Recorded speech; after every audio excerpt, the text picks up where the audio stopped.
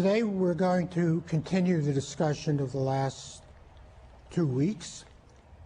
You remember in the first week I try to give you a general introduction to the philosophy of film as I see it, and we watched a film by Jean Cocteau called Beauty and the Beast.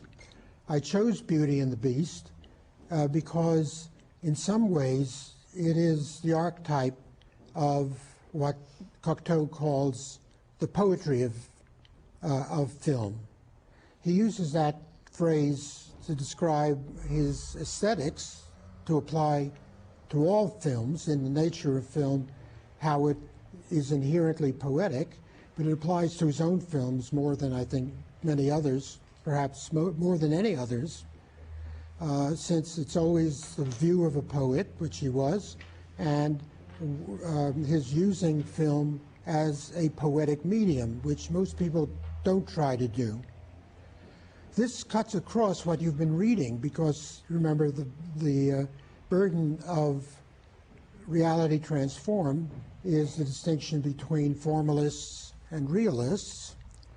And here the question is, can one art approximate another? And is it in the nature of that art, the film art, to be poetic? And what does that imply? I'll come back to this later on today and later on in the course. We discussed the distinction, particularly last time, between, from your point of view, between the realist and the formalist schools, and I try to prepare you for the ending of that book by saying my attempt is, in true philosophical manner, to attack everybody else and then to reconstruct the pieces for myself. Saying that, I'm reminded of something that William James said. Do any of you know who he was? Your generation doesn't seem to. He was a very important American philosopher who died about 1910 and who was very famous, professor at Harvard, and who's still important at Harvard in various disciplines. Well, the reason I give this anecdote is that in 1905 he was at a peace conference, I think in Japan, and he addressed the assembly of delegates from different countries as follows. He said, I am only a philosopher, which is to say, someone who has been trained to attack all the other philosophers. And it's in that vein that I spoke of attacking everybody else for the sake of reconstructing the different positions in my own way and making myself available to the attack of anybody who wants to go to the trouble. In the synthesis, I try to overcome the difference between appearance, between the realist and the formalist position, as well as other alternates within comparable distinctions, particularly the distinction between appearance and reality. It's not the same distinction, but it's the same sort of attitude that makes people feel a split of that sort. That's the reason, that's what you've been reading, and that's the reason why I wanted you to watch Woody Allen's movie, The Purple Rose of Cairo, that Emily's going to talk about, having watched the movie, right? That itself raises an issue. You're going to be watching the movie today, and that assumes that you haven't seen it or haven't watched it recently. Yet the person who presents has to in order to be able to say interesting things about it. But I would like your opinion before we go any further, whether that is not a desirable procedure. Would you prefer to see these movies before you read about them and had a discussion of them, or leave the discussion for the next week after you've seen the movie? Should we continue as we are scheduled to do so on the curriculum, on the syllabus? or should we reverse it? Yes, go ahead, Alvin. I think it might be useful to do a little bit of both. Say some things about the movie before seeing it, and then analyze it after seeing it as well. Right. Yeah, I'm more prepared on the Citizens Kane. Well, I did some books, That's all right. Yeah. But you haven't seen the Purple Rose of Cairo. It, but you haven't seen it. But you will. Your discussion is on Citizen Kane, which is very valuable. Yeah, but I also. There's plenty to say. Well, for next week, why don't we have whoever gives the presentation do both, so we'll catch up. What is it that you watch next week? Death in Venice. Oh no, the trouble with Death in Venice is that it's so long that there isn't much time for discussion. There'll be maybe a half hour, and it would help. No, I know what it is. The person who turn it is next week can make just a few comments about Death in Venice, because there isn't going to be much time to catch up, but devote that half hour to a discussion of the Purple Rose of Cairo, and then we'll see next time what to do about Death in Venice. Is that all right? Is that acceptable? The reason that I wanted to have you watch Citizen Kane is because it's impossible to organize the reading on Wells, Hitchcock, and Renoir in such a way that they each get their own segment of the course, so that Wells is shortchanged a little at the end, but you have a preliminary in Citizen Kane. Also, Citizen Kane is such a remarkably well-received movie by everybody except for Orson Welles, who didn't say it was not a good movie, but he already saw some of the shortcomings. Like any creative artist, he was always thinking ahead to what he could do that would be better.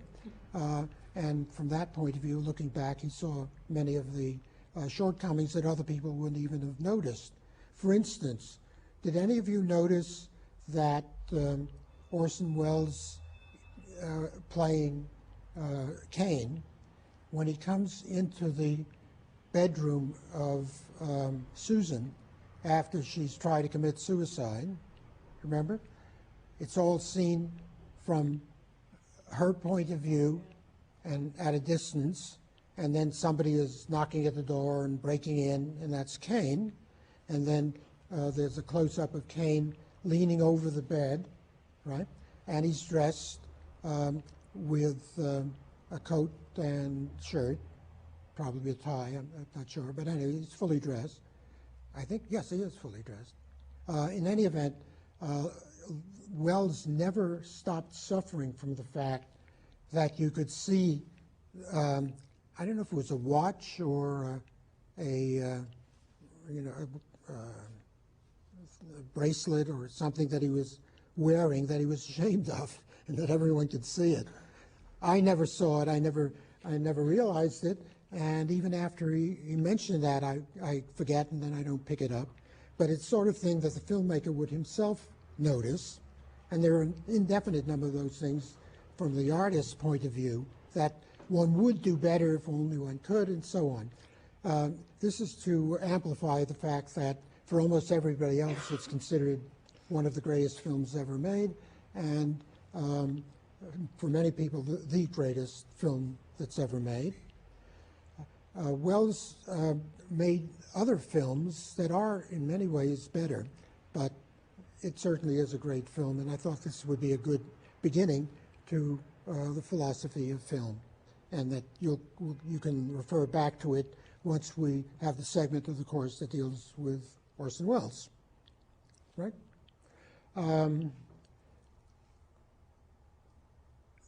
Does anybody want to say anything about the Cocteau film before we get too remote from that?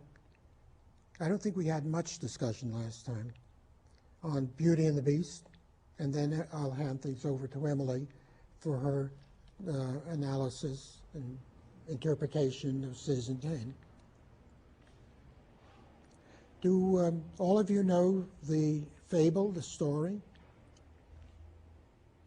Did you grow up with that? With the Disney version. The Disney version, well, in my chapter on it, I spent a lot of time on the Disney version. Maybe we'll have a little time for me to talk about that, but I'd much rather know about what it all meant to you. When you were a child, this wasn't one of the things that you read or people read to you? Beauty and the Beast? It is one of the most popular. The actual source is a fable written for children in the 18th century by, does anybody know? A French author who was living in England as a governess at the time, called Madame Le Prince, one word, de Beaumont. And it immediately became a great hit in England and in France. There have been later versions. It was so famous that people thought it was out of the collection of Mother Goose stories that was written by Charles Perrault in the 17th century, but that was not the case. It was written in the latter part of, or the middle part of the 19th century by Madame Le Prince de Beaumont. What Cocteau does is to completely remodel it, and in a funny way almost bringing it up to date, because he presents it for a modern mentality, except that he positions it in the 17th century. You notice the costumes of those of the 17th century, and he availed himself of paintings, because Cocteau was a very important painter, more so, I think, than Salvatore Dali, who was sometimes paired with him. But I think he was a more important painter than Dali, and a close friend and devotee of Picasso's, but not the great genius that Picasso was. The paintings that I'm referring to are those of Vermeer and Rembrandt, which he uses for the scenes in the farmhouse. So there's a use of light on the interiors, the grouping of the men, and they're dressed as if they did come out of the 17th century and could have been part of one or another paintings by Vermeer or Rembrandt. So that in that sense, his work is atemporal, as all poetry is. Poetry is really atemporal. Nobody talks that way in any period, and it has a kind of separateness of its own, an unreality even of its own. Went to the sessions of No, it was in my head, it was right, and then with my reciting it in my inferior way, it started coming out. It's the lines of Shakespeare about the remembrance of things past. Went to the minivan. That way of talking is not what people naturally do. Poetry is a kind of music and has its own music, and like what we call music, it is entirely dependent, it is dependent basically dependent on rhythm, so that just listening to some highly rhythmic music, you get the feeling that you get from reading highly rhythmic poetry. In my car coming up from New Hampshire the day before yesterday, I played a CD of Cole Porter's musical Anything Goes. Do you all know that? well, it begins, I mean, the overture and refrains throughout begins dun dun dun dun dun dun dun dun dun dun dun dun dun, anything goes, dun dun dun, the very strong rhythm with a great emphasis on the brasses, trombones and trumpets in particular, and it's just sort of galvanizing, hypnotic, and it could have been that kind of, it has that kind of feeling of an unreal poetic way of expressing oneself that is very different from the kind of language that we're used to. All right, that being the unreality of poetry, a film that is treating its medium, its cinematic medium as poetry, can emancipate itself from particular times and places. Either in the preface to that or one of his other movies, Cocteau says that film has the virtue of belonging to all places and all times. It isn't limited, and so he feels free to jump back and forth. And it's done in a very poetical way in the movie that you saw. Another change that is relevant is the male characters, really one character. Do you remember why it's all one? Because it's the same actor who plays the Beast, Avenant, and then at the end, Prince Charming. Well, I actually had a question. That's okay. Is that okay? Go ahead. Oh, okay. At the end of the movie, when we first watched Beauty and the Beast, you gave us a quote, and you told us to think about it, and I wanted to... Greta Garbo. Yeah, and I was curious... No, I remember telling you that and wondered whether I should bore you by repeating it, so I'll bore you by repeating it. Jean Marais was a movie idol in the late 30s and 40s, and then a little later. He was what the equivalent of, I don't know, Mel Gibson or who else would be that kind of movie idol. And he plays all three roles.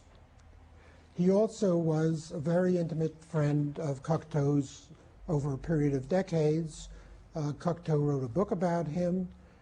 Cocteau used him in several movies. They were also lovers. Cocteau was homosexual, and I guess Marais must have been, or at least bisexual, but Cocteau was a person who never kept secret the fact of his homosexuality. In France, it was easier. In other places, it would have been a problem for instance, in American or English society. Cocteau just lived that way. He was a poet. He could do what he wanted, and he was a homosexual. So he lived and never made any bones about it, and talked about Marais openly as this man he loved. Now, in the movie, Marais plays an ordinary man, Avenant, who's the man who wants to marry Belle, and who presumably loves her, except that he's an aggressive male, and he wants to sort of, his first gesture is always to fight for something. So he fights with the sister, he slaps her, he wants to go and kill the Beast, and then when they get to the pavilion of Diana, he has a effrontery to smash the glass skylight and break in. Not that he's not a very likable person. He's a little like Belle's brother, who is not at all likable in the role of Avenant. But somehow we also have to see him as a typical heterosexual lover who is in love with Belle. And I think his performance is adequate, though not in that sense of Avenant. No, not terrific. He also plays the Beast and does it magnificently. I thought that was a great achievement. The Beast was very well performed. It took him 5 hours to glue on all of that fur and other stuff that he put on his face, and He developed boils and all sorts of things as a result. But he did a very good acting job, I think. One thing that's especially interesting is that if you know French delivery, I mean, the way of speaking, and if you know about the Comédie Française, which is the Rolls-Royce of French theater life for centuries, and still is, it's very classical, and it's delivered like most things in the theater so that everybody can hear it, but also with a kind of obviously artificial cadence, especially since the lines are often poetic, and in the 17th century they had to be poetic for the most part. Therefore, it's interesting that Marais' delivery of the Beast's way of talking is as if he were on the stage of the did I say Académie Française? The Comédie Française. Which did I say? Comedy. Yeah, of the Comédie Française. It's not natural. But then why should it be natural? How many beasts have we heard talking good French like that? For me, it's very effective. Some of critics thought it was stagey, but I thought that was all right. His delivery is much less of that sort when he plays the role of Avenant or at the end of Prince Charming. Now, the Prince Charming has to be just that. He has to be princely, and he has to be charming, he has to be captivating, he has to be everything that a wonderful young woman like Belle, who's in many ways very wholesome, would dream of as her lover, as her suitor, the man she'd want to marry. She says in talking to the prince that she loved Avenant, but she continually keeps him off and explains it because of her love for her father. Her love for her father, I think one must take as absolutely sincere and authentic. Girls do love their fathers. You don't have to reduce it to some kind of Freudian concept of incest. They love their fathers, and in the fable, she is a girl who has a true and honest love for her father, and that makes us very sympathetic toward her. She also was willing to risk her life for her father. The point is that the Prince Charming, in her imagination, should be somebody who is really very convincing in that role. And Marais, for whatever reason, maybe because people nowadays, including me, think of him as homosexual, not really understanding what it is to be Prince Charming heterosexual, which is what he's supposed to be. It looks to me like a very unconvincing performance. So it's an interesting composite, all of those different kinds of characters being played by one man, doing it superbly in the case of the Beast, but not in the case of the Prince Charming. That's where the Greta Garbo story comes in. The story is that at an early showing of the movie, she leaned over to the person that she was sitting next to at the point where the Beast turns into Prince Charming, and she says in her rich voice, she says, "Give me back the Beast." And one can imagine somebody loving the Beast the way Belle does, but loving that Prince Charming, that mincing courtier, it's a little hard. And the dialogue is very interesting at that point, because the prince says, do you think you can love me? And something like that. And she says something like, well, I'll have to make the best of it, won't I? Or something like that. It's not wild enthusiasm, except the moment when, except actually the answer to that question. She said, when he asked her, did you love this person, Avenant? He doesn't name him, that proposed marriage to you. And she says, yes, being honest and sincere. And she says it clearly. And he looks a little depressed and says, well, can you love me? And she looks at him and thinks a moment, and very short moment, and says yes. In other words, she'll do this, not half-heartedly, but with a commitment, which is true to her character.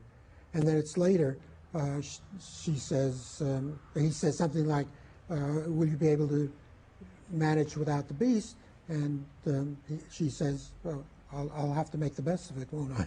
So it's very interestingly nuanced in view of the different male characters and in view of her character. All right, I told you I have a 50-page chapter and I'm ready to go on to its sequel, so I won't continue, though I did hope talking about the Disney movie.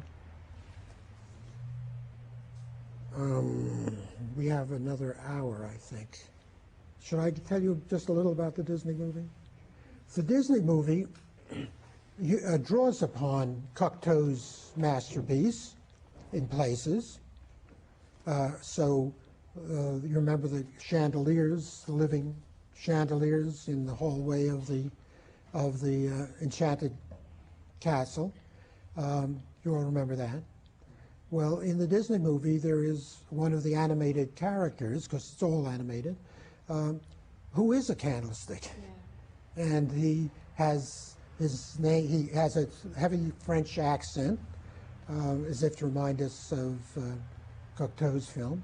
And his name is the French word for light, lumière. So he's Monsieur Lumière, the candlestick. You get it? So there's that kind of cute kind of allegorical reference that runs throughout the Disney movie. But it differs in many ways, and I guess I better not go through all of them except one. What is the one thing that Belle wants her father to bring back when he goes thinking that his ship has come in? In the Disney movie or in Cocteau? In Cocteau, but there's a suggestion of that in Disney, but it's different. But I'm talking about Cocteau. A rose? The rose, right? Do you remember the color of the rose in the Cocteau movie?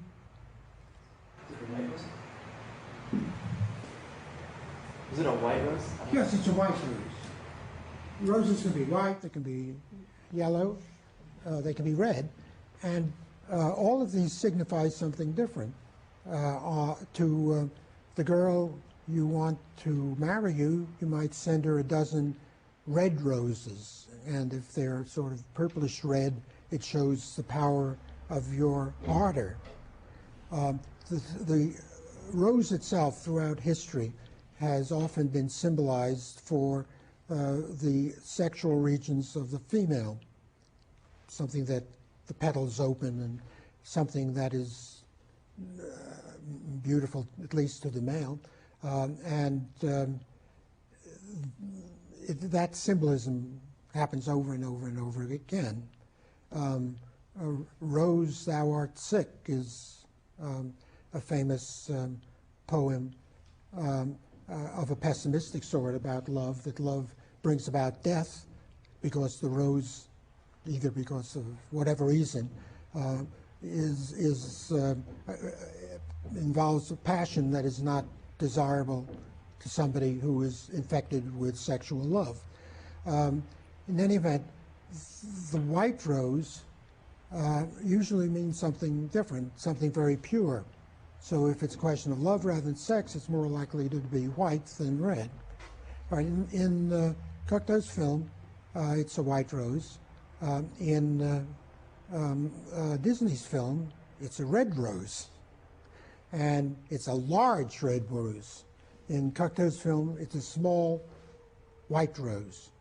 Now, Cocteau was making a film in black and white, and so, you know, he might have thought, why make any chances of people not realizing that it's red? And he could have referred to it. There's a Hollywood movie called Jezebel with Bette Davis, you remember? And part of the drama involves her going to the ball in a red dress, and you can't tell it's a red dress because it's black and white, but it's referred to as a red dress, and it's shaded a little darker, and so one imagines it being a red dress.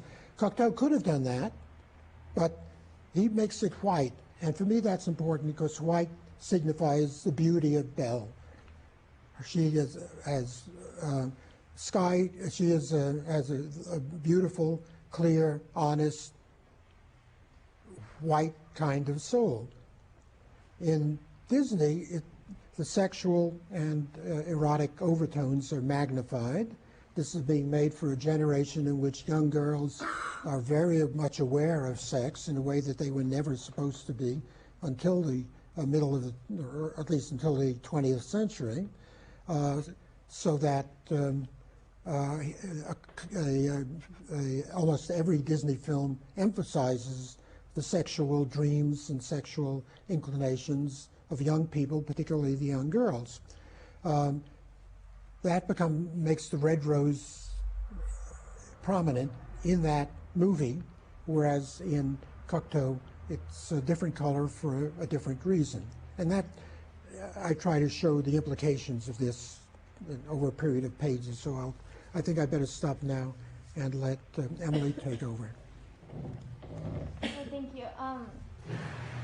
Starting with Citizen Kane, I was really surprised that everyone talks about how you think about the movie so much afterwards, and I couldn't stop myself from thinking about it. Like, it was kind of depressing, so I didn't really want to think about it that much, but I had to because it Let me doesn't interrupt allow you. Do you want people to interrupt to make Yeah, I would comments? love interruptions, and that's part of what I wanted to talk about, because what was really interesting to me was kind of the interaction of the film with the audience, and so I would really appreciate your responses. And so one thing I really wanted to talk about was the alienation of the film, and just in the first scene of the film, I thought it was interesting that you come in with the gates, and the camera's looking from the outside of the gates, like looking in. And so, like, already at the premise of the film, you have the camera looking in from the outside. And throughout the film, you kind of have this feeling of alienation, because you know how in some stories, you know what's going on even if some people in the film don't. But in this film, you don't know what's going on either. Like, Do you remember the sign on the iron gate? no, I No don't. trespassing? Oh yeah, right. No trespassing. That's right. Now that's supposed to include us as the Right, audience. right. And it calls attention to the way in which, as many people have said, there's a voyeuristic element in films, that we're sitting there watching something happening on the screen that doesn't affect us directly, but we're peeping in on. And many movies capitalize on that. To take it much further and make that definitive of a film, I'm not convinced, but that certainly would be an element. And that's what I think is partly what Wells is saying. When you get to my chapter on Wells, you'll see that one of the things that define Wells's overall philosophy is his search for the past. And in this case, we're looking for the past, trying to find out what the life of Hearst was like. And from the very start, we're told, don't think that you're going to succeed.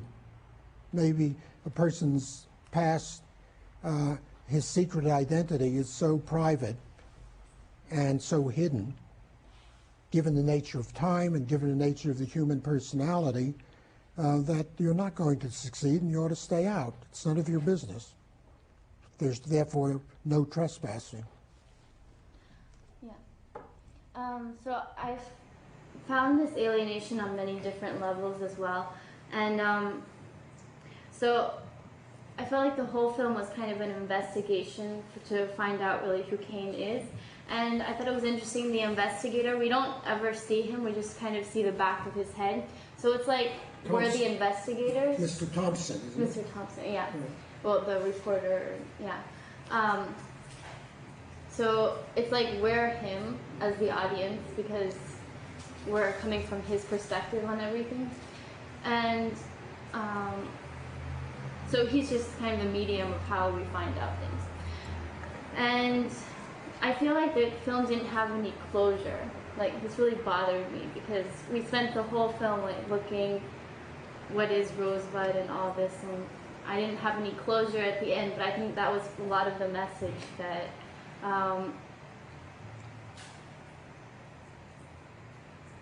that we couldn't really understand even if we tried. Well, we get a closure in the final shots, remember? Yeah, I had a really strong sense of What was the Thompson is sent with the mission of finding out what is the meaning of Rosebud. What was Rosebud? Yeah, we found that out. And but the camera is so smart, it zooms in on it, but it takes a little time to get there until the end of the movie. I just kind of wish that. So that's the closure. That's one closure. It wasn't satisfactory for me, I guess. Incidentally, let me interrupt again. There's one thing I always shudder at. Just before that, there's a group of the crew, and a young woman steps forward out of the group and says, "Well, Jack, did you ever find out what Rosebud is? Remember?" Yeah. Now, this is a stagey kind of thing. Wells came from the theater. There would be people on the stage, and you naturally have to have somebody step out in order to deliver lines that can be heard throughout the theater. And it seems to me to be artificial and a kind of setup for him to say, well, maybe nobody ever will know what Rosebud is. And then it becomes cinematic again because the camera says, oh, wait a minute, I can help, right? But that stagey kind of part of it seemed to me to be unfortunate. There are other ways he could have done it. He could have had people talking with Jack instead of being separated the way they are. Jack is on to the right of the screen and the woman and her group are on the left. They could be talking and one to say, you know, incidentally, Jack, what did you find out? And, you know, see that posing on the stage could make a big difference. At the same time, Wells was a fanatic about positioning on the stage and the rhythm of different scenes. He worked very hard on this kind of question, just that I think on this one point he may have failed. Did you want to say why you felt closure? just in the very end, finding out about Rosebud, it just made a lot of sense to me. Back to what you said, I didn't even think they needed a line. I thought it was sort of implied that no one else had figured it out. And maybe if they had just been quiet about it, like I still felt the sense that they weren't sure. But so it felt tremendously satisfying to me to find out sort of that they come out and there's all this clutter and all these things, and it's this tiny little Rosebud idea that you never really will understand in person. You can look all your life, but it might be something. What was the significance of it being in his childhood sleigh to you? Like, what did that mean? Because I thought about it a lot in terms of why would his character choose that word? I mean, I guess the obvious thing is that for him was like happiness, and like being sort of blissfully unaware. The word Rosebud? Why that word? Why, when you realize that it's the sleigh at the end of the movie, automatically you begin to wonder why would he choose this word and what is Choose the word Rosebud. would choose the word and choose this object. Well, there is a reason which is outside and beyond the film, and that is that this is, of course, the kind of thing no one can ever be sure about. We know that the film was based, in part at least, on William Randolph Hearst, who was a great journalistic magnate who lived in his castle, San Simeon, like Xanadu in the case of Citizen Kane, and who wanted to become president, and whose life pattern was greatly imitated by Citizen Kane. He had a lifelong companion whom he never married. I think he had at least one other wife, but she was his mistress, except that they really were married because they lived together for over decades and were very loving to each other, whose name was Marion Davies. And Marion Davies was a wonderfully successful comedienne in movies, and you probably haven't heard of her. And I had no idea until a couple of years ago when I saw a documentary on her life, how many movies she made and starred in, and how funny she was, and what a really very, very good actress and comedian she was. This is something that our generation, even my generation, but your generation, has no knowledge of, and how devoted she was to William Randolph Hearst. She didn't leave him the way Susan does in the movie. She wasn't a wretched creature like Susan in the movie. She didn't have a failed career, which was the result of the pressure of William Randolph Hearst, of Kane. She had her own career, and at the end, when there were certain financial difficulties, she offered and did give Hearst $1 million to help him tide him over. She was self-sacrificial, she was loving, and Wells said years later, he said, there are things I regret about that movie. One of which was, I think we were really unfair to Marion Davies, because using her, having the character of Susan, people would inevitably associate that with her, because they could see through the fact that Kane was somehow related to William Randolph Hearst. That was not what she was like. Hearst was a friend of Wells's father. Hearst knew both of them socially. I don't know how often, but he used to go with all of the movies. When he was just arrived in Hollywood, he used to go with all the other, with the real movie stars, because he was nobody. He hadn't started then. To big dinners at the castle, so that he was a part of their society who was attacking the society in which he naturally believed. Genius does that. He was, so to speak, what people said about Franklin Delano Roosevelt, a traitor to his class. But that's what it is to be a great artist. One has to be a traitor to one's class. And therefore, he regretted having put Marion Davies in this position. All right. The reason I go through all of that in relation to the question that Michelle was just raising is that it was said that among the affectionate love names, nicknames that this loving couple, Marion Davies and William Randolph Hearst, had for each other was his calling her Rosebud, as a reference to her genital area. Rose meaning things of that sort, as I mentioned earlier. And he used to call her his little Rosebud, or he used to call it his little Rosebud. You get the idea. So that is one explanation, but if you didn't know this, I don't think you would lose out at all on the genius and the greatness of that movie. But that's, in one sense, the meaning of that, why he chose that word. Okay. I mentioned this only because you asked for that. And without that background knowledge, I kind of felt like there was significance in the Rosebud, because that was the moment in which, going with the theme of alienation, that he was alienated from his own life. And so that was the big turning point in his life, and the point at which, I don't know, I felt like that was where it set up his whole life, that he couldn't love, because he was alienated from that environment of parents and things like that. So he was, after he was alienated from that, he was incapable of loving other people. He could just want love for himself. There's also the fact that Rosebud, as the icon on a sled, is entirely proper. That may have been a brand even, I'm not sure, but it seems utterly realistic.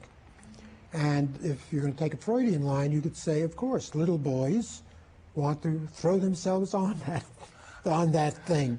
It's working in their unconscious. They don't know it, but we know, right?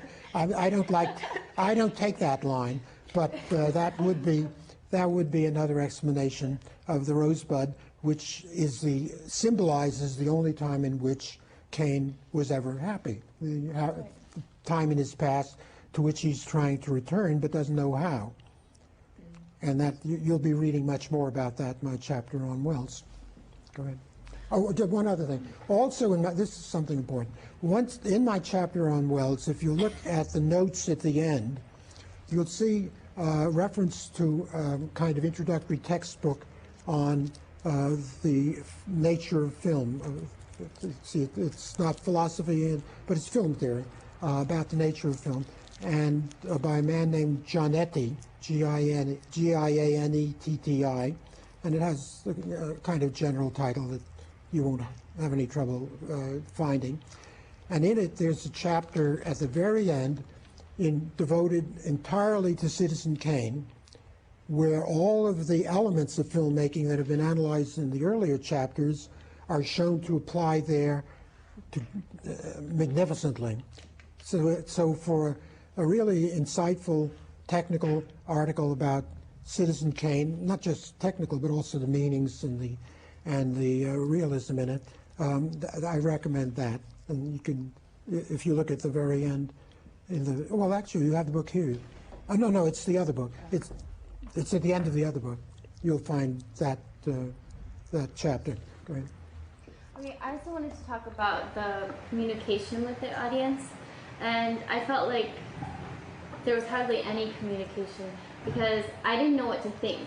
Like, I kept wanting to know what to think about King, and I was just like, the whole time I was confused. I thought, at the beginning you have sympathy for him, and you think, and when he's in the young adult stage, you're like, he's all idealistic and everything, so you like him.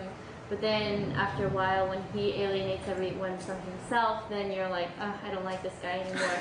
So I don't know. Did anyone else feel that, or what kind of communication from the movie did you feel? I thought the way the movie was done was very interesting, actually, in that the beginning they had that movie reel, which sort of gave you the overview of Kane's life and a little 30-second segment. Which is modeled on something that was very popular at the time. There wasn't television, so it was in the newsreels in the movie houses, called The March of Time. And Wells used to act in that. He used to, I mean, his voice, because it's all about news events, but his voice was present in a good deal. He was one of the actors in the making of those weekly, or were they monthly, I'm not sure, maybe weekly, featurettes called The March of Time, with a voice very much like the one in the movie. It would be The March of Time. In the movie, it's changed to Time Marches On, doesn't it? Something like that. But with the same intonation, so that immediately reminds one of what people would know as The March of Time. Well, I mean, I just thought that... Then go on, I'm sorry. No, it's fine. I mean, I just thought it was interesting because they gave that little 30-second introduction, I guess, to Kane, and the whole movie is sort of explaining almost this little, More than 30 seconds. Yeah, well, more like 10 minutes. more than 10 minutes. But that little short segment that gives you sort of the overview of Kane's life, and then the rest of the movie is kind of filling in all of the gaps in that. And I thought it actually really connects with what you were saying about how the audience is not actually actively involved in this movie so much as they just have to watch everything happen and pass them by. And try to figure it out. And try to figure it out on their own. And really, what is this kind of complex character of Kane? So I thought that was interesting. I don't know if you guys agreed. When I was seeing it, it was kind of like, sort of like multiple layers or plays on reality. So it was weird because I thought the movie did a huge comment on media and images. And images we see of people in the paper and images in the movie. And images of people, like other people around you see of you. Because really, we're told, when I saw the movie, I didn't really feel like I got an honest depiction of Kane's life. It was just an honest depiction of Kane's life, like the true picture. Inadequate. Inadequate. In a 10-minute movie or in the larger movie? In the movie. In the whole movie. Mostly because his life is told from a perspective of different people. So it's all slanted towards like what people saw of him. And even when he's in the newspaper, people see him in the newspaper, it's sort of like the same thing. When you see people in the newspaper, your ideas are slanted by what people are saying. So that's why I was kind of depressed at the end, because... You mean, well, this is a very interesting point. You mean it wasn't his life seen from his perspective? Right. It was seen, not even from his perspective, but his life, period. No matter who's seeing it. You know what I mean? I didn't feel like I was an omniscient viewer just watching. I felt like I was told what happened. I'm the journalist. That's how I felt. And I thought it was ironic because the whole movie, Kane is a journalist. And it's like these journalists are telling you about Kane. In that sense, the movie is not sympathetic. And Wells himself was not sympathetic with the character of Kane. He thought he was a nasty individual. So in a sense, it's almost like a kind of debunking of a public figure. But I actually thought it was a little sympathetic because the beginning felt very real. You know, when you see his house and how scary it looks. Because before I didn't know it was just like a castle that he made up. I thought it was actually real. And so there's something very depressing about his life when you see the beginning, and something very sad and sympathetic, I think. Well, yeah, but Well, it's sad, you mean, in a way that makes you sympathetic? Or the presentation is sad that somebody should have wanted to make such an unsympathetic movie? No, I think it was like made me feel sympathy for him. Oh, you did feel sympathy? Right. Right. And so at the end of the movie, in the beginning I felt sympathy. As the movie went on, I didn't. But at the end, I felt more sympathy because you have this man who everybody pretty much hates at the end, but we really don't know how he's feeling deep inside. We just know what happened, all these events that happened, but how he really feels is still unclear. And with the whole Rosebud sled thing, I think that added another dimension. You know, for a grown man to remember his sled is, you know, something very interesting. I think that one of the reasons that you can feel sympathy for him, even though you see that he's become something of a monster, is because he has this remarkable hubris that's brought about by the fact that he's a man who, later in life, seems to see himself as something of a god. He thinks that he can change people, warp people. For example, in the scene where or the part of the movie where he's making the quote singer into a real singer, he's going to do this not by. I mean, he'll build her an opera house. He'll get her a coach. He can't make her good. But what he does, he can change reality by writing a good editorial about her. He thinks that exactly. He thinks that he can change. He's going to play God, and he's going to change reality from what it actually is through his writings and through his photography and whatever else. There's the scene where he tears up the paper in which he has promised to be a servant to the people, and then in doing so, he becomes sort of he thinks of himself as a god over the people, and then he builds himself this Garden of Eden, this heaven on earth, a paradise for a god, and then it's this whole hubris issue that builds itself up because you know that inside he's not a god, inside he's an insecure little boy, and that's I think why he says Rosebud, because he longs for that time when he knew what he was, and he knows that he's not a god, and he longs for the time when he was just able to be a regular mortal. He's boyish when he's young. He's not boyish later on. And he's a little boy in the sense that he's failed to overcome whatever happened when he was young that explains his later arrogance and willfulness. That's true. Many political figures are like that, I think. And so Wells, who was very much involved in politics and even wrote political speeches for Franklin Delano Roosevelt, as you'll be seeing the documentary about it. Roosevelt suggested he run for senator of Wisconsin, where he was born. You'll find out a lot about that. He understood what it was to manipulate people, and he understood political realities. He's a tragic figure himself because he was rejected by Hollywood for all the wrong reasons, and he never could somehow bring out what was deepest in himself, which was a desire to make movies. In that documentary, you'll see he says that, at this point, 2 years before he dies, he said, "You know, I think I made a wrong choice in going into movie making. It consists in 98% hustling and only 2% making movies, hustling for money. Then he says, so I think maybe I should have done something else. And he could have been, and he was a writer, he was a painter, he was a musician, he was a very famous actor on stage in his movies, in the film, and in many other movies. He was a world figure. He was known by millions of people, not merely as a director, but for all these other things. And then he says, but I stayed with it. It's like the man who says, I really shouldn't have continued living with that woman I was married to. But I did it because I loved her, which is very funny, isn't it? Right? So it's because he loves movie making, even though it was a mistake, that he went on and did it. And his life is tragic in that way. Well, I shouldn't prejudge you, but after at least one or two students who've watched the documentary, which is a marvelous thing to see in this class, said to me as I was walking out afterwards, they said, it's so sad, isn't it? I mean, here was this great man, this genius, who is now more famous than he ever was before, but somehow failed.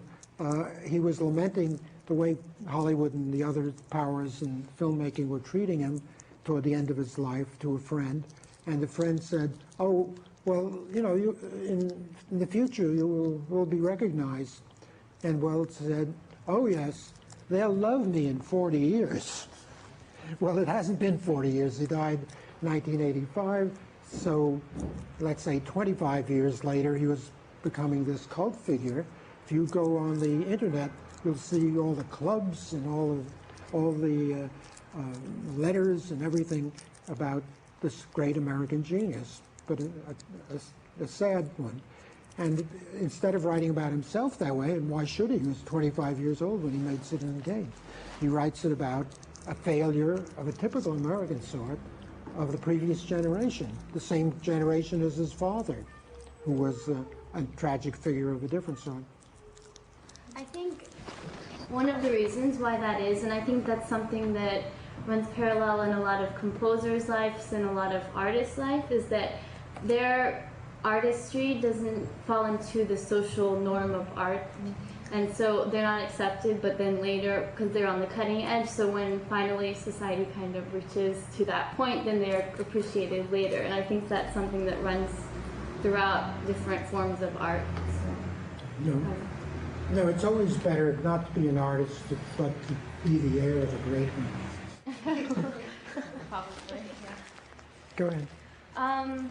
So another thing I wanted to talk about was, and I don't know very much about this, what was kind of the filmography, or the, I don't know, the cinematography, okay.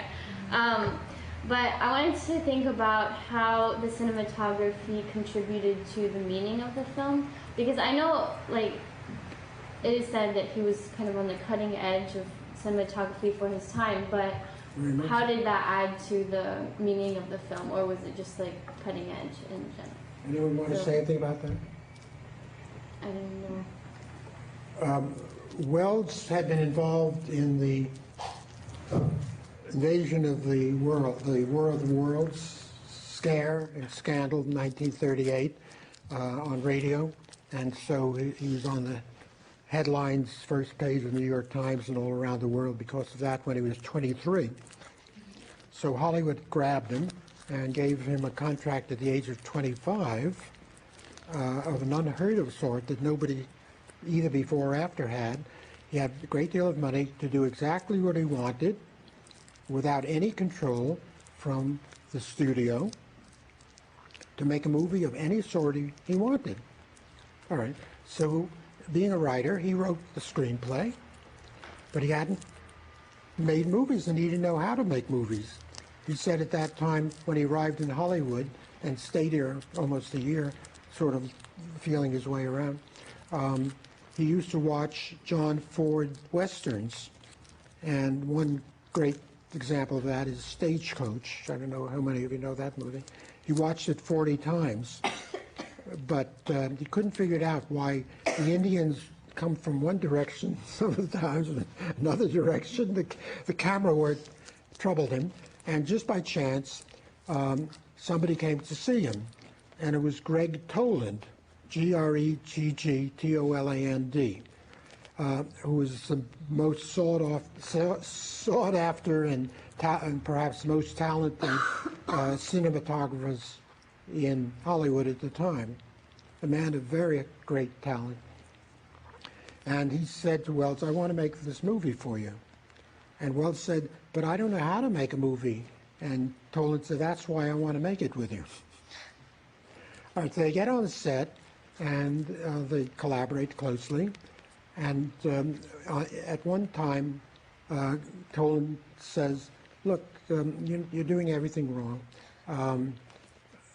Come back to my apartment with me, and I'll teach you all you need to know in 3 hours. So they shut down the movie that day, and they go to an apartment, and Toland gives him instruction on cinematography. And Wells said that was all he ever needed. The story may be a little fanciful, maybe it was 4 hours, but more or less that's what happened. But it happened because he had with him this great man in cinematography, Greg Toland. So one of the things I was thinking about with the cinematography was the transition of the scenes and how that contributed to the meaning. And I think a large part of this movie was you had sort of the investigation in present day, and then but you were constantly flipping back in time, and not necessarily in chronological order either, and it was back and forth. So it's kind of a confusion of reality. But the thing is that when they went back in time, it wasn't like an imagined thing. Like this was actual clips of what happened, and I think that was interesting. So in some way, it is reality, even though you're hearing it from like secondhand through other people. And so yeah. I think of it as being influenced. Actually, I haven't written it. You've given me this idea. The influence of Cubism in painting. Brock, for instance, in which you might have a painting. Let's say it's a realistic painting, or in the case of the movies, it's time seen spatially as a linear progression. And like in Cubism, you cut up the painting, the units, and you sort of jumble them in any way you want, maybe randomly. And that's what Cubism is. It takes a three-dimensional object and presents it in ways that we don't ever see from any dimension, but it's all of which pertain to that object. Well, that's in a sense what Wells does here with the celluloid. You know, you can imagine all have been printed out in the usual linear fashion, and then he cuts it up and restitches them. That's very much like Hughes, and it works with him. Wells used to say that the least important part of filmmaking is the actual filming. The most important part is the editing, and it's true. You often spend weeks on a movie and months editing it, and in the editing it, you cut up the strips and reorganize them. Yeah. So I don't know if anyone else has anything else they want to say about the cinematography, but I don't know, something that really bothered me, and this is random, was how they portrayed the aging of people, because it was just so unreal that it really bothered me, because I really wanted the whole film to be real, I guess, and it really bothered me, because it looked so fake. Well, like with the makeup? Yeah, with the makeup. Anyway, that was just the side note. I thought how artful it was that this 25-year-old boy, you know, because I'm so much older, could appear as 25 years old at the beginning when he starts the newspaper, remember, and then ends up being maybe around 70 or 75, and really looks like a man of that age, with the drooping of his skin and all the rest that happens with age.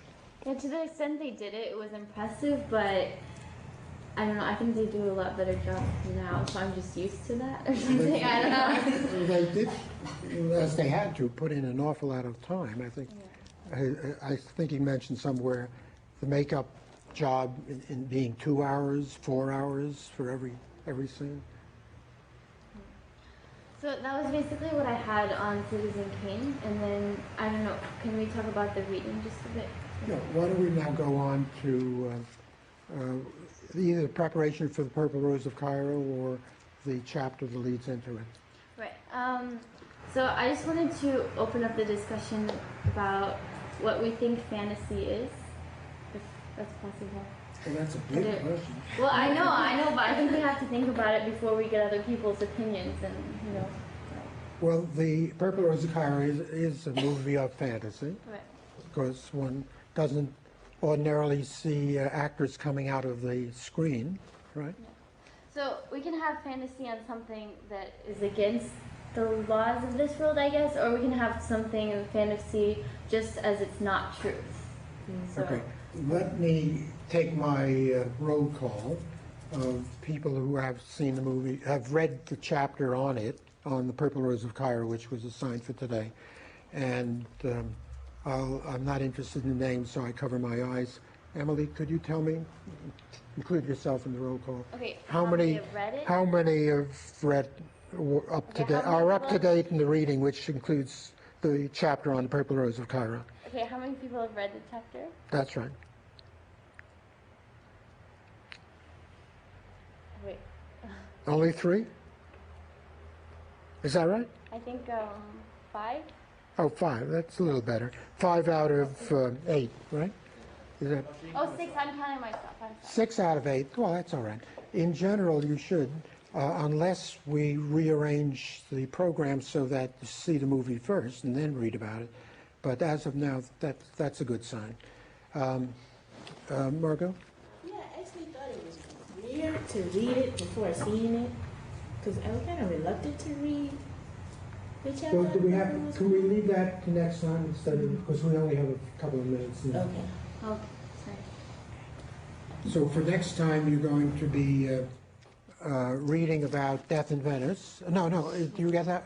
The introduction. Oh, That's the movie we're going to watch next week. Death in but Venice. what do you read for next time? I think the next chapter, because this reading is on the Purple Rose of Cairo. And well, there are 2 chapters related. 127. Where is 127? Death in Venice. So for next time, you read the chapter on Death in Venice and the chapter that leads into it that deals with the relationship with the relationship between the literary and the visual.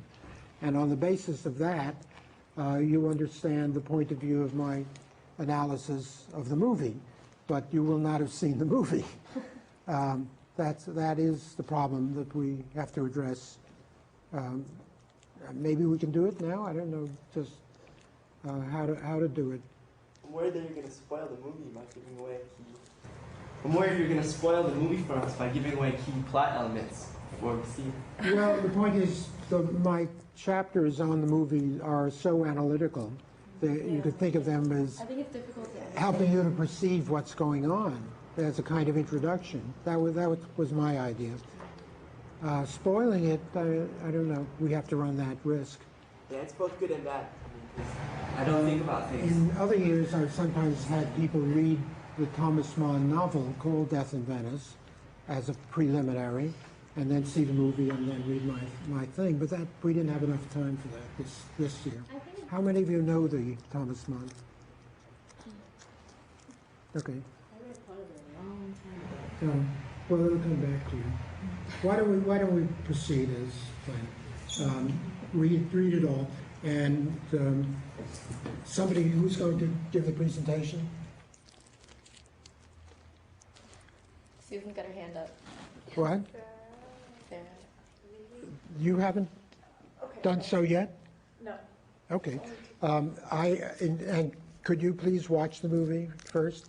If you go to the film office and tell Doug, who runs things, that I said it would be all right because you're giving a presentation, he'll surely let you have it. Okay. It's something that you can find in any number of libraries. I don't know where at MIT there is another. In fact, no, until next week, I think you as a student can borrow it from the film office, which is 14 and 428, and be sure to return it in time for the class, that's all. So what, we wanted a little time to talk about the Purple Rose? Well, if you want to leave that till next week, that's fine. If No, you the don't- reason I wanted the head count, we have only about 3 minutes now, is to see what ideas you had about my chapter on appearance and reality, which is fairly long and maybe complex. You've all read that by now, and you're more or less clear about that. The idea is that you will also go back and read things over or skim in order to clarify your own thinking. It's not a question of memorizing it, but being able to get ideas of your own, so you go back and forth. The chapter on the Purple Rose of Cairo makes sense only in that context. It illustrates the problem about appearance reality, which is discussed explicitly in the previous chapter. You'll see that, obviously, and those of you who have read the chapter on Woody Allen are already aware of it, but seeing it in the movie will make a difference. And my hope is that, having read what I wrote about it, you'll see the movie better. Let's go on that hope for the time being, at least. And the same will be true next week when you read the chapters on the visual and the literary, and also the one on Death in Venice. The movie will make much more sense for you. All right, and we're all set about the presentation. I don't think I have anything urgent to say, Okay. except it's a very wonderful, rich comedy. So just sit back and enjoy it. But if in your enjoyment you could allow some of the ideas that I was making penetrate, you may find you don't agree with me, which is great, or you may find that you do agree with me, which might be of some utility, and it'll be different than if it weren't in this context. All right, should we go to do that now? Who's gonna do it? Put it in? Anybody want to?